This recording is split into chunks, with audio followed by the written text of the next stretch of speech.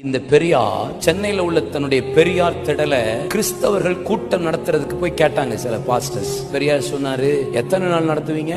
4 நாள். அதெல்லாம் முடியாது, ஒரு நாள் வேணா நடத்திக்கோங்க, நீ எப்படி நடத்துறீங்கன்னு பார்த்துட்டு எக்ஸ்ட்ராவா தரணுமா வேண்டாமா நான் சொல்றேன் அப்படின்ட்டு. முத நாள் கூட்டம் நடந்தது. பெரியார் மேல இருந்து பார்த்தா, அடுத்த நாள் காலையில போய் கேட்டாங்க, ஐயா மீட்டிங் 1 நாள் இல்ல 10 நாள் நடத்திக்கோன்னாரு. மீட்டிங் 4 நாள் நடந்தது. 4 நாளும் பெரியார் மேல நின்று பார்த்திருக்காரு. பார்த்துட்டு அடுத்தது அவர் திருச்சி மாநாட்டுக்கு தான் போயிருக்கிறாரு. திருச்சி மாநாட்டுல போய் மேடையில உட்காந்து, டேய் உங்களுக்கு ஒரு குட் நியூஸ் அப்படின்னாரு. அவர் சொல்லாரு, சென்னையில பெரியார் திடல மீட்டிங்க்கு கேட்டாங்கன்னு கொடுத்தம்பா. 4 நாள் எல்லாம் ஒண்ணு போல ட்ரெஸ் போட்டிருந்தான், ஒண்ணு போல உட்கார்ந்து இருந்தான், ஒண்ணு போல உட்கார்ந்து சாப்பிட்டான்.